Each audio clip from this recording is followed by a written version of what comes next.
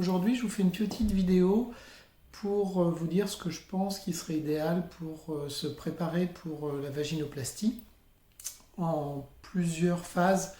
On va d'abord parler de la préparation physique de manière assez globale en apportant plusieurs points.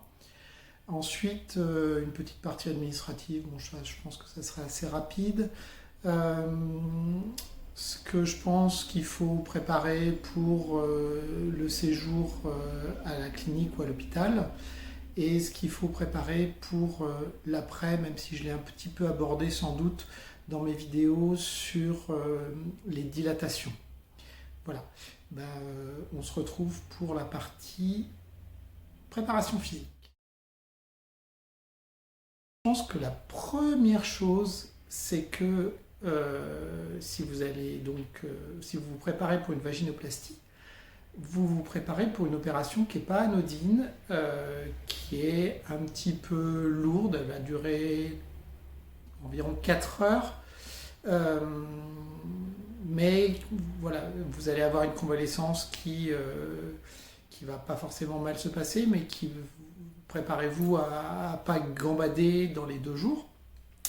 Vous allez avoir des contraintes, enfin bon, il y a beaucoup de choses qui vont changer. Et je pense qu'il faut se tenir prête à ça.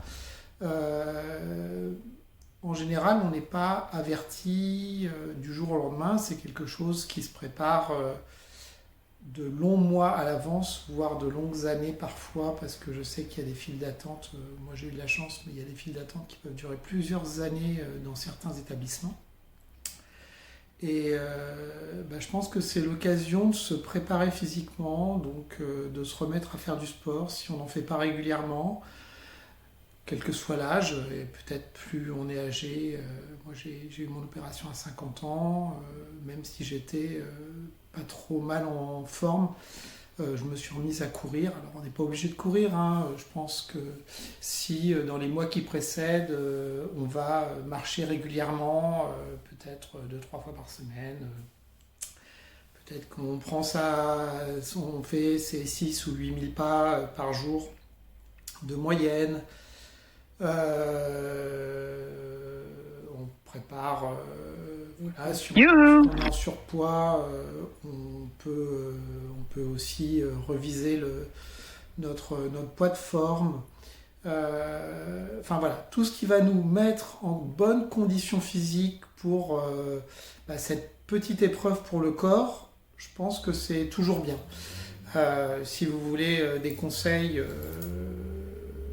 vous me demandez, moi je fais un petit peu de coaching, enfin voilà, mais c'est pas des choses très compliquées, mais plus vous arriverez en forme, plus votre corps sera préparé pour cette opération, mieux vous serez aussi pour les conséquences physiques.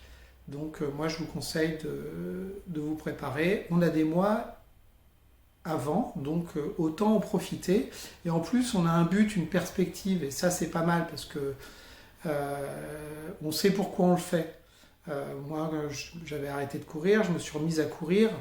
Au départ c'est pas forcément facile, oui, mais je savais que je le faisais pour me préparer pour une étape importante de ma vie. Et ça, je pense que c'est quelque chose qui est très motivant. Voilà pour la préparation physique générale, je ne vais pas vous donner plus de conseils que ça. Quand l'opération arrive, moi la semaine d'avant, j'ai été chez l'ostéopathe. J'y vais régulièrement. J'ai le dos un petit peu fragile, donc quand je me coince le dos, j'y vais. Là, j'y suis allé en pure prévention, de manière à ce qu'elle me remette tout d'équerre, qu'elle libère mes tensions une semaine avant. Voilà, que je sois bien. On va rester à peu près une semaine complètement allongé à l'hôpital. On va pas, si vous dormez sur le côté ou sur le ventre, c'est mort, vous allez dormir sur le dos. Vous allez quand même avoir le pansement compressif, vous allez quand même avoir le conformateur qui est quand même assez gros dans le vagin pendant une semaine. Enfin, le drain, enfin voilà, vous allez avoir des contraintes, donc autant que vous soyez, que vous n'ayez pas des blocages qui risquent de survenir pendant cette période-là. Et puis ensuite, vous allez aussi avoir des semaines où il va falloir faire des dilatations 4 heures par jour dans des positions qui sont peut-être pas la meilleure position du monde. Donc autant libérer les tensions. Vous y allez pas, ça coûte 50, 60 euros. Souvent c'est pris en charge par la mutuelle. Moi j'y étais et je pense que c'était pas plus mal. Et puis la dernière chose pour se préparer physiquement, c'est que ne comptez pas dans les semaines, dans les 2-3 semaines qui suivent, même s'il y a confinement en ce moment, mais peut-être qu'il n'y en aura plus quand vous regarderez cette vidéo, allez chez l'esthéticienne ou aller chez le coiffeur parce que vous allez avoir, peut-être vous allez être obligé d'être assis sur une bouée à certains moments, peut-être que ça peut être compliqué. Donc, si vous voulez vous faire épiler, allez-y la semaine d'avant. Si vous voulez vous faire les ongles, allez-y la semaine d'avant. Si vous voulez aller chez le coiffeur, allez-y la semaine d'avant. Pendant quelques semaines, allez, on va dire 3 semaines, c'est mort. Donc, on va avoir sa vaginoplastie, on a peut-être envie de se trouver bien, voilà, de se trouver bien après.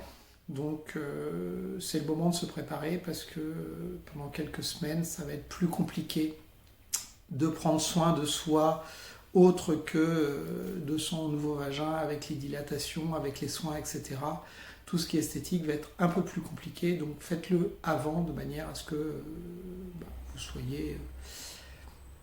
soyez bien pour les quelques semaines qui suivent. Voilà, c'est un petit peu ce que je vois pour la partie physique. Donc, bonne condition physique, libérez vos tensions de manière à pas en rajouter parce que vous allez avoir des tensions pendant la semaine d'hospitalisation et les semaines qui vont suivre. Et puis, prenez soin de vous. Prenez soin de vous de manière générale, mais encore plus à ce moment-là, je pense que c'est une étape importante de notre vie. C'est pas anodin, donc prenons soin de nous. Alors, la partie administrative.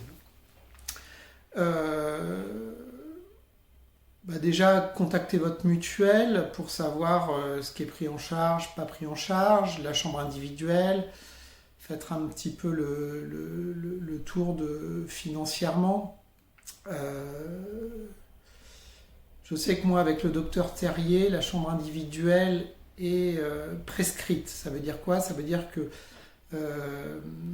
s'il y a une prise en charge par la mutuelle, la clinique va prendre la prise en charge, mais ne vous facturera aucun dépassement par rapport à la prise en charge de la mutuelle pour le côté individuel de la chambre. Quand bien même la mutuelle ne prendrait pas la chambre individuelle, que ça ne coûte pas un sou à l'hôpital privé Jean Mermoz à Lyon et pour l'opération du docteur Terrier. Mais bon, si c'est pas votre cas, parce que j'imagine que ça c'est une demande particulière du docteur Terrier à Lyon. Moi je vous le conseille, la chambre individuelle, donc administrativement, faites le point. Et puis si c'est compliqué financièrement, peut-être une petite cagnotte, demandez auprès de vous s'il y a besoin de remettre un petit peu vous, mais je pense que la chambre individuelle, on va quand même rester pendant une semaine, voire plus d'une semaine à l'hôpital, à dormir pas forcément bien, à vouloir s'allumer la télé quand on veut, etc. Donc autant être bien et bien le prévoir. Donc dès que vous savez que vous allez avoir votre date, renseignez-vous auprès de votre mutuelle sur les avantages que vous pouvez avoir. Voilà, soyez bien à jour, vérifiez que votre carte vitale est à jour, et puis ne tardez pas dans tout ce qui est administratif. Je dirais qu'on peut être suffisamment stressé. Ouais. En fait, c'est une double balance, c'est-à-dire qu'on est à la fois très content d'avoir cette opération, Mais il y a aussi un petit côté stress, donc tout le stress qu'on peut laisser côté administratif, qu'on peut faire le plus en amont possible, se préparer avec un beau dossier, le dossier médical, tout ce qu'on va avoir besoin, bien préparer ça. Alors il y a des gens qui le font très bien. Moi, je suis pas la championne pour l'administratif, mais je dois avouer que dans ce cadre-là, je me suis fait un dossier spécial, etc., avec tous les papiers. Et ça m'a permis de ne pas être stressé à ce niveau-là. Dès qu'il y avait des choses à faire, prendre les rendez-vous tout de suite, ne pas attendre le dernier moment, etc. Voilà. Donc préparez-vous vite et bien. Euh, Vous allez être fatigué quand même pendant cette période, donc à la clinique. Donc si vous pensez que c'est la lecture qui va vous distraire, ça va être peut-être un peu compliqué. Donc moi je vous conseille quand même de prendre la télévision d'une manière ou d'une autre sur un ordinateur, prendre cette option à la clinique, mais je vous conseille de prendre une distraction simple parce que vous allez être fatigué, dormir, vous réveiller, etc. Peut-être avoir des nuits un peu difficiles aussi. Donc faites-vous plaisir. Alors, ce qu'il vous faut pour l'hôpital. Vous n'avez pas besoin d'une valise énorme. Euh, Moi, je suis reparti avec la tenue dans laquelle je suis arrivé, parce que le reste du temps, j'étais en nuisette tout le temps, puisqu'on passe beaucoup, beaucoup, beaucoup de temps dans le lit. On n'est quand même pas super en forme pour faire des marathons.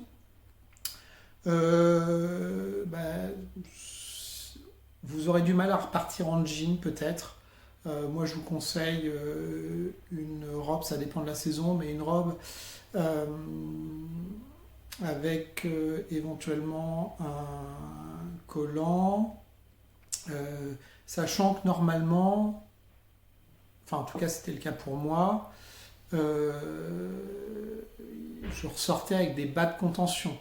Donc en fonction de la saison, peut-être prévoyez un collant de contention ou des bas de contention pour ressortir. Dans la semaine, vous allez avoir besoin, pareil, de bas de contention. Ça ne peut pas être un collant dans la semaine. Euh, ou ça peut être des chaussettes. Enfin, voilà. Donc prévoyez que vous allez ressortir avec un système de contention. Voilà, je vous conseille la robe bas ou robe collant. Vous allez ressortir avec des protections, donc peut-être penser pour repartir une culotte en coton, c'est l'idéal. Les jolis dessous, ça sera pour plus tard. Donc vous prévoyez une culotte en coton, une robe, c'est ce qu'il y a de moins contraignant. Euh, Pareil, voilà, évitez les talons aiguilles. Je pense que des chaussures plates pour repartir, c'est pas mal aussi. Voilà, c'est peut-être pas le top du sexy, mais je pense qu'il faut être un petit peu confortable. Je vous conseille plusieurs nuisettes pour votre semaine. Moi j'ai eu des coups, j'ai eu chaud, j'ai eu coups, bon, voilà. Donc s'il n'y a pas quelqu'un qui vous rapporte du linge propre, prenez-en peut-être plus que ce que vous pensez utile, mais c'est jamais inutile. Euh, Quoi d'autre? Bon, bien sûr, les affaires de toilette dont vous avez besoin. Euh, Quoi d'autre pour sur place? Euh, Prévoyez de la distraction sous forme d'un ordinateur, de la télé, enfin ce que vous voulez. Les journées sont à la fois bien rempli par toutes les personnes qui viennent tout le personnel médical qui vient vous visiter, etc. Et puis à la fois, donc moi j'étais plein confinement, donc pas de visite. Voilà. Donc un petit peu de distraction, c'est pas mal. Euh, voilà un petit peu pour ce dont vous allez avoir besoin pour votre séjour en lui-même. Pas la peine de prévoir 10 000 fringues. Voilà. Des fringues pour le lit, c'est ce qu'il vous faut. Euh, et puis c'est tout. Peut-être un gilet, si prévoyez un gilet, parce que normalement vous avez un kiné qui va venir pour vous faire quelques pas dans les couloirs, etc. Donc si vous n'avez pas envie de vous trimballer en nuisette, un petit gilet long, facile à enfiler, c'est pas mal non plus. Euh, voilà, des choses simples à mettre. Voilà. Un petit gilet, c'est pas mal. Des chaussons aussi. Voilà, des chaussons simples à enfiler pour faire les quelques pas avec le kiné dans le couloir. Voilà, c'est les choses à prévoir. Euh, et puis, c'est un petit peu tout. Voilà pour. Je vous mettrai peut-être, je vous récapitulerai ensuite dans les commentaires euh, la liste des choses à prévoir étape par étape. Pour l'après.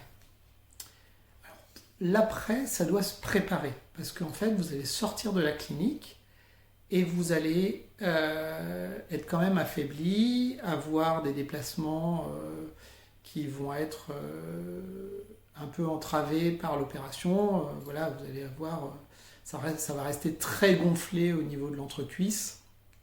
Vous allez pouvoir être fatigué, avoir du mal à faire de longs trajets dans les jours qui vont suivre votre sortie de la clinique. Donc essayez de ne pas avoir à aller faire des courses, à courir à travers les magasins en sortant de la clinique. Donc si vous avez quelqu'un qui peut le faire pour vous, c'est très bien. Autrement, prévoyez ça. Vous allez avoir des dilatations à faire avec un protocole qui sera propre peut-être aux chirurgiens, mais je pense qu'ils sont tous assez standardisés avec des détails qui changent. Discutez avec votre chirurgien avant, très en amont, ou au moins dans le mois qui précède votre opération. Demandez-lui exactement en quoi va consister le protocole, ce dont vous allez avoir besoin pour le protocole, en termes d'équipement et en termes de consommables. Vous allez avoir besoin de dilatateurs, vous allez avoir besoin d'un bassin, vous allez avoir besoin de protection pour vos culottes. Peut-être des protections qui ne sont pas forcément des protections qu'on utilise pour les règles, mais des choses un petit peu plus grosses, comme des petites couches. Voilà. Vous allez avoir besoin sans doute de sondes urinaires pour faire les lavages après dilatation. Vous allez avoir besoin de gel avec en général de la xylocaïne qui est prescrit et fourni par votre pharmacien. Vous allez avoir besoin de plein de choses pour les dilatations, ça va même vous prendre beaucoup de place chez vous. Au plus tôt vous aurez cette liste, au plus tôt vous allez pouvoir la préparer, parce que c'est pas en sortant de la clinique où il va tout de suite falloir faire votre dilatation qu'il va falloir aller courir. Notamment les gels chez votre pharmacien, il ne les aura pas. C'est-à-dire que vous allez, moi j'en ai eu besoin 4 dilatations, 2 gels par dilatation. Mon pharmacien, je crois il en avait 2 en stock. Moi j'en avais besoin de 8 dès la première journée. Donc prévoyez-le, demandez à votre chirurgien d'avoir la prescription avant. Vous allez voir votre pharmacien, vous dites voilà j'en ai besoin, et déjà si vous les avez chez vous, c'est bien. Si vous ne vous faites pas opérer près de chez vous, pensez à prévoir d'avoir tout ça dès votre sortie de la clinique. Moi, je me suis fait opérer à Lyon, j'habite à Versailles. Quand on est sorti de la clinique vers midi, on avait pris, enfin ma compagne était déjà dans un appartement Airbnb, donc, on n'a pas voyagé le jour même, c'était juste pas possible, techniquement pas possible déjà parce que j'étais pas assez en forme, il fallait que je fasse 2 dilatations d'ici le soir, plus la voiture, etc. Trop compliqué. Donc si vous devez vous poser dans la ville où vous avez été opéré pendant jusqu'au lendemain, prévoyez que pendant la première demi-journée, il va falloir faire des dilatations. Donc tout le matériel de dilatation, il va falloir que vous l'ayez à ce moment-là. Et que vous ne couriez pas, il me manque un truc, etc. Donc c'est vraiment très très important que le matériel, vous l'ayez et que vous ayez tout. Pour les dilatations, il vous faut un miroir, parce que ça permet de voir où on introduit les dilatateurs. Ce miroir, pensez à l'acheter avant. Si vous allez voir mes vidéos de dilatation, dans les liens, je vous ai mis le miroir que j'ai acheté sur Amazon. Ça coûte pas très cher, mais en plus, si vous l'avez à la clinique, ça évite, pour les premières dilatations que vous allez faire à la clinique, de courir après le miroir commun ou de l'attendre. Si vous avez le vôtre, comme ça, vous l'avez dans vos affaires, ça prend pas de place. Voilà, tout ce que vous pouvez avoir, vous, ayez-le dès le départ. Voilà, ça vous évite le stress en plus de la fatigue. Donc, demandez vraiment, vraiment comment ça se passe après, quel est le protocole de votre chirurgien, de manière à ce que vous ayez tout, que ce soit en matière de matériel, ça c'est indispensable, parce que si vous n'avez pas le matériel, les dilatateurs, vous n'allez pas les trouver au magasin du coin. Autant un bassin, oui, autant les dilatateurs, non. Le consommable, prévoyez-le, prévoyez de l'avoir. Ne serait-ce que pour 3 jours, de manière à être tranquille. De toute manière, vous avez besoin pendant des mois. Donc, vous êtes sûr que vous allez l'utiliser. Prévoyez du stock, emmenez-le avec vous, comptez et prévoyez tout ça très à l'avance. Une fois que vous aurez bien vos listes, vous serez bien tranquille dans votre tête et vous pourrez vraiment vous consacrer à ça. Et je dirais, pas prendre du plaisir dans la vaginoplastie, mais vous débarrasser du stress de l'intendance générale pour être tout à votre contentement, on va pas dire plaisir, on va dire contentement de ce changement qui est le début, moi j'ai senti d'une nouvelle vie. Donc prévoyez, faites-vous des listes, achetez les choses le plus en avance possible, de manière à être le plus sereine possible. Et voilà. Faites-vous aider s'il y a des gens qui sont là pour vous aider, c'est bien. Si vous vivez seul, rameutez les copines. Je pense qu'il y en aura plein qui seront 100% là pour vous aider, mais il faut juste leur demander. Et elles seront super contentes de vous aider. Et puis voilà. Si vous avez des questions, vous me les posez. Vous me les posez dans la vidéo, dans les commentaires de la vidéo. Je pense dans mon profil Google, vous devez avoir mon Facebook aussi, ça vous permet de me contacter là-bas. Mon Twitter, voilà. Donc je suis pas à fond sur les réseaux sociaux, mais en tout cas, si vous avez des questions, des conseils, voilà, j'ai juste mon expérience d'être passé par là. Donc je ne peux vous aider que par mon expérience, mais j'ai déjà eu 2-3 personnes avec qui je suis rentré en communication parce qu'elles voulaient me poser des questions, et ça a toujours été avec plaisir, que ce soit par message ou par téléphone. Voilà, je vous embrasse, et puis j'espère que vous pourrez bénéficier de cette opération aussi vite que vous en aurez envie.